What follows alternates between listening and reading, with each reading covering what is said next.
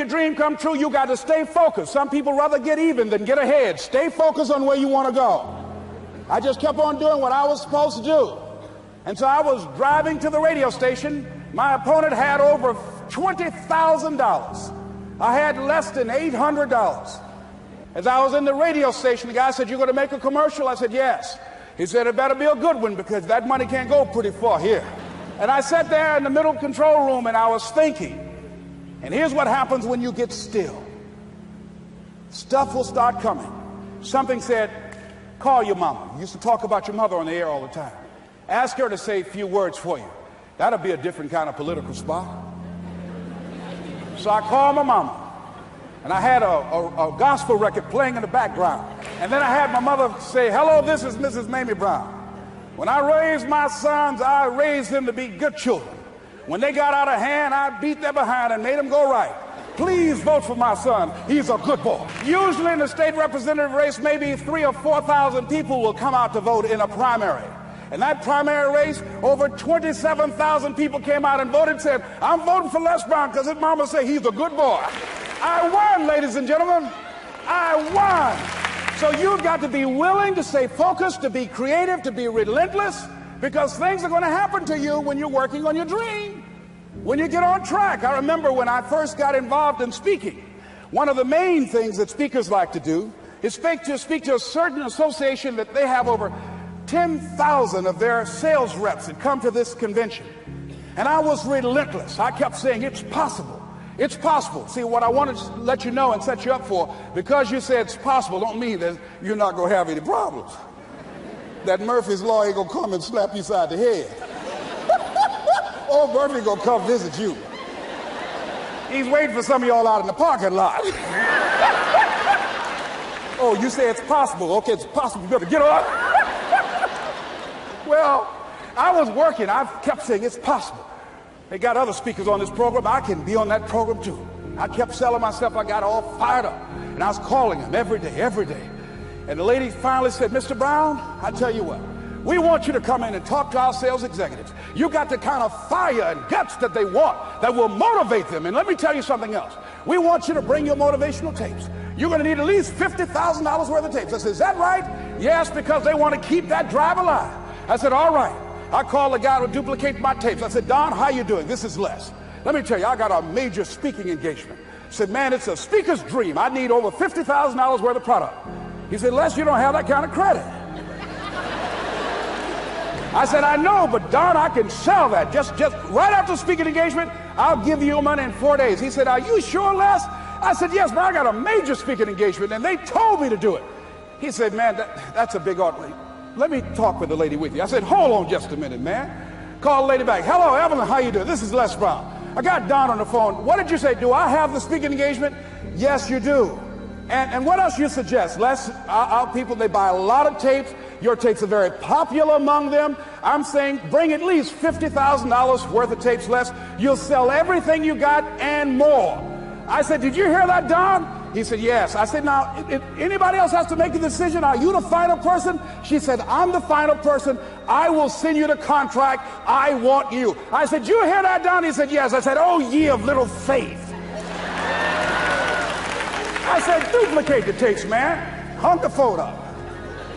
Well, he duplicated the tapes. 1 week came by. I'm checking the mail every day. No contract.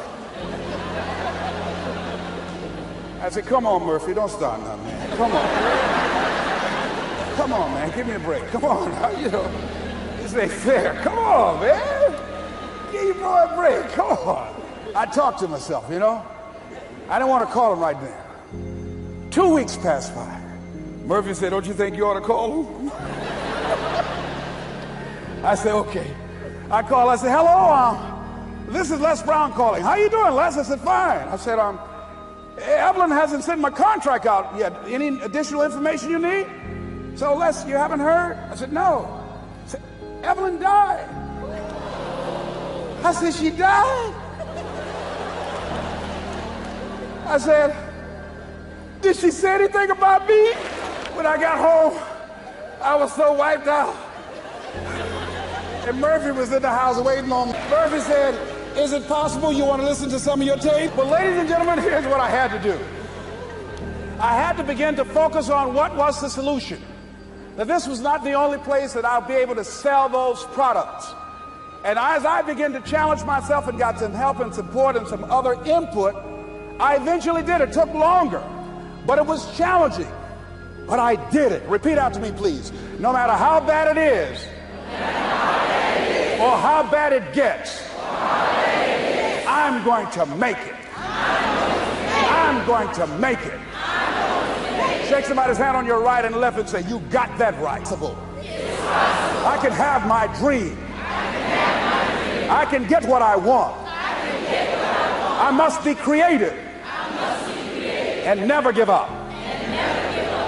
Now, let me share something else with you, ladies and gentlemen. When you know within yourself that there's something you want to do, and I believe that all of us were born with a purpose, that all of us have something that we are supposed to do, that all of us have some goodness within us, and that goodness gives us a responsibility to manifest our greatness.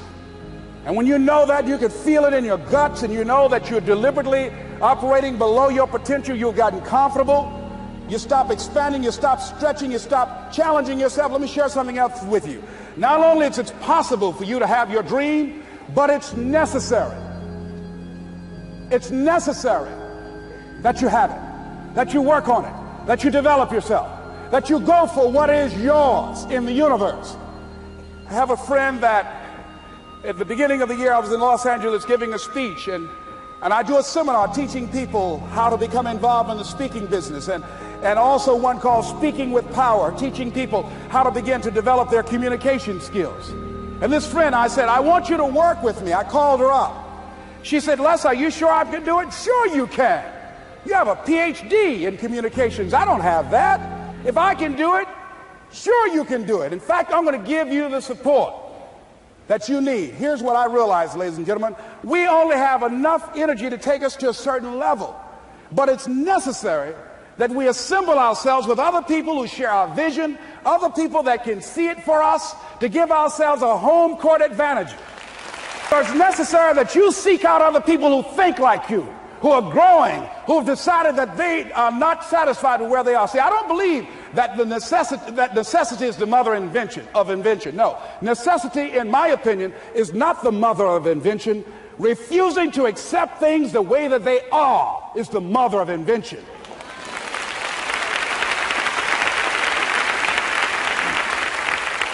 When you decide, I'm not going to settle for this, this is not going to be it for my life, I deserve more than this. See, that will start making you do some stuff. See, a lot of people go to work every day miserable, and all they do is just talk about how miserable they are. But they don't do anything about it. So I was telling her that I knew she hated her job with a passion. I said, you can do this. You got more going for you than I have going for me.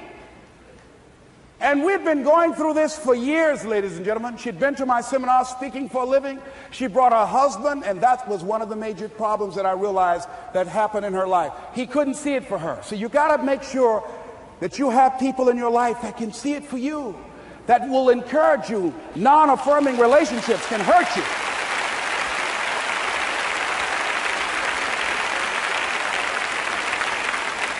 And I talked to him. I said, you know, I don't have anything to do with your marriage. He said, you and I are good friends, and she and I are good friends. And I'm not taking sides. I said, but if you can't see it for her, don't tell her that. Just give her some support. What if you're wrong? It's possible, man, that if I'm doing it, she can do it. Well, you're different. How are you going to tell me that? You've seen her speak. She's got great speaking skills. Don't underestimate her. You don't know. You got a great woman here. But you see, people who can't see it for themselves can't see it for you. He was happy. So I said, will you do it with me? I said, I'm going to give you the support you need. You can't do it by yourself. I will stand with you. She said, you will? I said, yes. I'm going to make you a part of my seminar. You'll do a part of it and I'll do a part of it. Speaking with Power. She said, okay. 3 days later, ladies and gentlemen, I got an emergency call at my office. It was from her husband. He called and said, tell Les Brown that Marion is dead. I said, oh no. when I was flying there to go to the funeral. And I remember the last time that I saw her, and I had some of her papers that I had gotten inadvertently confused with mine, and I took them home. And I was searching through these papers to do one of her works. She was a prolific writer. And what got me, what was so sad that made me begin to cry, was that there were poems that she had started that were profound poems, great thoughts that she didn't complete. Plays that she had started that she didn't complete. See, that poem was given to her. I can't finish that for her, nor can you. That play, whatever the outcome that she had envisioned, that she had imagined, was given to her. Only her. And she's the channel that was going to come through. You are here, and you are the vessel, you are the outlet for the universe. That you've been selected. There's something for you to do. I believe all of us have some purpose for being here. And as I was going to the funeral, and I was reading a newspaper that said that millions of people are dying because of what they're eating, talking about their diet. And I'm sure that it was Marion talking to me, whispering, saying, Les, the next time you speak, say that even more are dying because of what's eating them. When the challenges of life come your way, you've got to find ways to increase your sense of self-appreciation, because if you don't, you're bombarded with negative stuff every day that beats you down, and you will find yourself unconsciously engaged in self-destructive behavior. If you don't program yourself, life will program you. So you want to have an agenda for your life. It's necessary that you have some direction for your life. A friend at the National Speakers Convention gave us a presentation, and it really struck me. He was talking about when he was traveling across Europe, Warren Gresham, and he said at different points, soldiers would wake them up on their journey and ask him the question. And I pose this to you. The question was, where have you been? Why are you here? And where are you going? And that's what I ask you. Where have you been? Where have you been up to this point? You look at your life. You look at what you produce. Is it giving you what you want? Are you living on purpose? Are you living your dream? Are you acting on your ideas? Are you doing all you can do? Have you gotten comfortable? Are you procrastinating? Are you evading your own greatness? Are you surrounding yourself with people that can nourish you? Are you challenging yourself? Are you experimenting? Are you learning something different? Is your life an adventure, or is it boring? Where have you been? Why are you here? What brought you here? Investing the time, the money. What brought you here? And where are you going? What is it that you can get out of this session, out of this lecture? That when you leave here, rather than this just being a spectator event, that you got some idea, some dream, that you might have to go back and brush it off and look at it again and say, I've got to do this. This is my stuff. This is what I'm supposed to do. This is why I showed up. Where are you going with your life? What decisions are you making right now as you look into the future?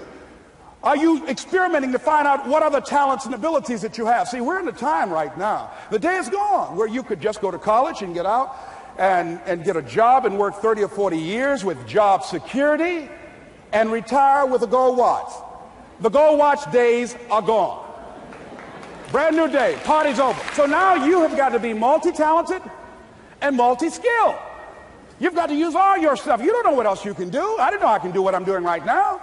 It's necessary that you stretch and challenge yourself and say, let me see. I start out as a trainer. I'm a trainer. That's what I am. That's what my expertise was in. And then I decided, let me see, can I speak? And then I discovered, hey, I can do that. What if I hadn't tried to do that and just been satisfied with just being a trainer, with a limited vision of myself? And then after training, and then I said, well, maybe I can go into business for myself. And I started speaking, going into business for myself. Well, maybe I could train other speakers and teach them how to go into business for themselves. See, you want to have a backup plan. You want to have other strategies for yourself. In case this doesn't work out, you got something else going over here. You don't want to ever put yourself in a situation where you have a limited vision and you're only using a limited amount of your talents, of your skills, and of your abilities. And I'm saying to you, it's possible you've got some talents, some ideas in you, your ability to do some stuff that you haven't even discovered yet.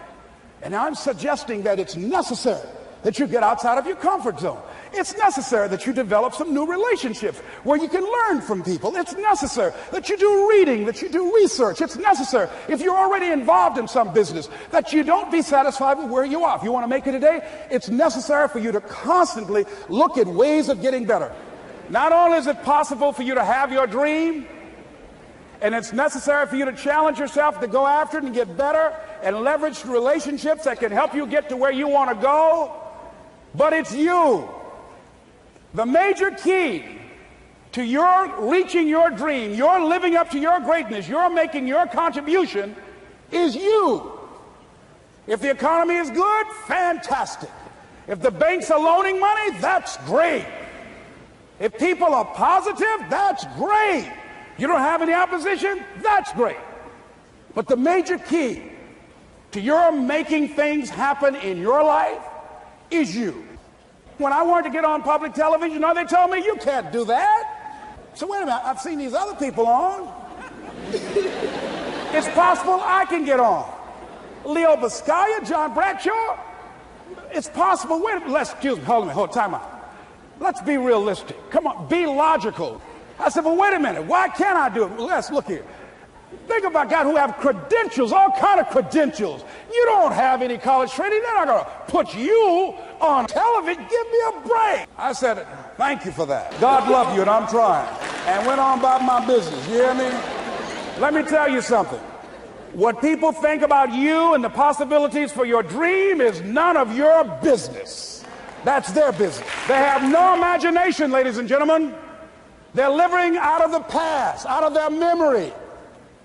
Their attitude is it can't be done because they haven't seen it. They're judging according to appearances. The people that are going to make it in the future, the people that are making it today, let me share something with you. History is being read, but it's also being written by people with imagination. So I went to the next mode, necessary to start talking to people and seeking and asking for what I wanted and leveraging relationships and trying to find out how did the people do it that went ahead of me? How do they do it? And then what is it I need to do? How is it I need to train myself, to develop myself? What's the resources that will be required in order to make it happen? And as I start seeking out and asking questions, I started running into people who said, I know someone who can help you do that. And they helped me get connected with those people. Remember, we have so much energy that can take us so far. It's necessary that you hook up with some other energy that can take you to the next level. I hooked up with them. They said, let's go. I said, away we go. And guess what? Here we are. I love it. You want your stuff? It's necessary you take responsibility for it, that you make it happen, that you don't give up, that you don't take any objection or disappointment or defeats personally, that you keep on keeping on, that you don't decide that I can't make it because you can't see the light at the end of the tunnel, that you realize that's a part of the program. And here's something you've got to resolve. Say this to yourself every day. See, as long as you're breathing, you got a shot at your dream. That's the way I resolve. Say this, please. It's not over until I win. You got that right. Not over till I get through. It's not over till I get over. Not over till I get what I want. Door can't open today, look out. I'm going to come back and take the hinges off. That's how you got to do that. You've got to have that kind of courage, that type of determination. If you want to make it happen, it's you. That you've got to take personal responsibility to make it happen. That you have got to own what it is that you want to do. If it's taking care of your well-being, if it's making a difference in our school system, if it's working with senior citizens, if it's to protect our ecology, if it's to create an economic renaissance, if it's just to take yourself to another level, it's you. You've got to make that happen. We can point out many things that can make it inconvenient or can slow us down, but ultimately, it's on us. Next step is, not only is it possible and necessary, and it's you to live your dream, to make this greatness that you have within you become a reality, but what I've come to appreciate when you're working on changing your life, changing some bad habit, getting out of addictive situations or relationships, or working to build a dream or making a difference in our society, or learning something that's very challenging. Here's what I realize, ladies and gentlemen, and develop a great deal of respect for. It's hard. Easy is not an option. It's hard living. Life is hard. See, it's hard when you are 49 years old, been working on a job for 17 years, and they come in and tell you you're finished and give you 1 week severance pay. And you got to start all over again. It's hard when you're married and raising children and your children are crawling and your husband dies unexpectedly. It's hard handling just the tragedies of life. It's hard when you're working on something and you put everything you have in it and it doesn't work out. You lose your money and other people's money. It's hard. It was rough when I lost my job, and I could not find a job. It was humiliating and embarrassing, borrowing money, and then I couldn't pay the money back when I told them I would. That's rough. How people look at you, how they respond to you. It's very hard. It's humiliating. Here's what I discovered that happens to you in life, that you will go through things, and while you're going through them, you can't understand why it's happening to you. But after you go through it, and you get back and you look at it and you say, oh, now I understand why I needed that lesson. Have you ever happened to you? Raise your hand. Has it ever happened to you that I couldn't understand it then, but after I got through it, then I saw that was preparing me for bigger and better things. That as you go through the challenges of life and you look at it and embrace whatever comes to you, don't run from it. Step toward it. Don't try and duck it like most people do. See, most people want it easy. See, easy come, easy what? Easy go. See, but when you go at what you're going to deal with and you deal with the difficulties of it, when you handle those hard things close at hand, making those hard decisions right now that you don't want to make, learning those things that you don't like to do, but you know that in order for you to get where you want to go, this is one of the hoops that you have to flip through. And I'm saying to you, whatever you got to do, do it, because if you don't, life is going to whoop you until you surrender and say, okay, all right, I cooperate, okay, I learned, okay.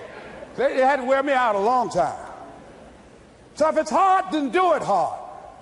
Now, how do you hang in there during the hard, difficult times? Les, you must have faith. You've got to believe in yourself. You've got to believe in your abilities. You've got to believe in your service, your company, your ideas, unquestionably. You've got to have faith, and that faith gives you patience. That is not going to happen as quickly as you want it to happen. A lot of things are going to happen that will catch you off guard. And so therefore you've got to deal with and handle it as it comes. And not only that, but that faith and patience drives you into action. You've got to keep moving and keep plugging away.